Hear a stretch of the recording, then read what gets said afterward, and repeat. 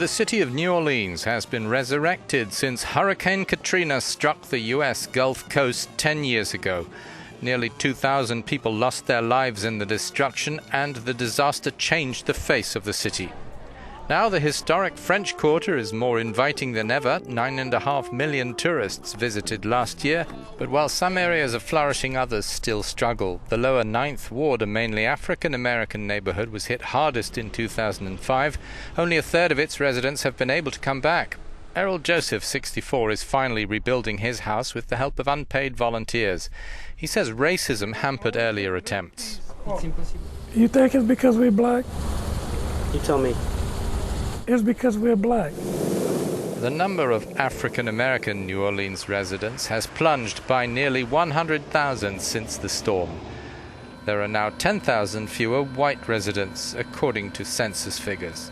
10 years ago, roughly 8/10 of New Orleans lay underwater.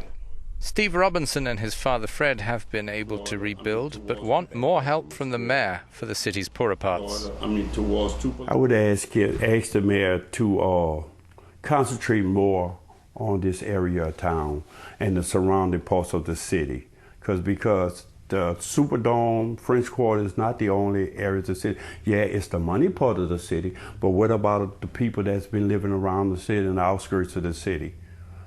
What about us? Definitely that one. At the site where the London Avenue Canal flood wall gave way, Sandy Rosenthal welcomes tourists at an open-air museum.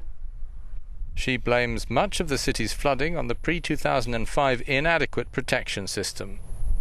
People arrive in Louis Armstrong Airport with a desire to understand, what happened here, even though it's been 10 years. And we're glad that they do, because the survivors deserve for everyone to know the vetted facts about the flooding. The survivors deserve for everyone to know that we were flooded because of civil engineering failure, not due to just Mother Nature. New flood protection has cost nearly $15 billion to mitigate storm surge outside city limits. The environment also plays an important role. The wetlands that surround New Orleans act as a natural buffer. In 2007, the state of Louisiana began a multi-billion-dollar coastal restoration plan. The 2010 BP oil spill disaster settlement fund is now helping this. Since we have monies that are going to be coming through from the BP oil spill, we can put that towards coastal restoration. And it is a really sad opportunity, but it's also a very unique one that could actually help us out a lot. The oil spill compensation will contribute to rebuilding the city where more than 1 million homes and businesses were damaged or destroyed.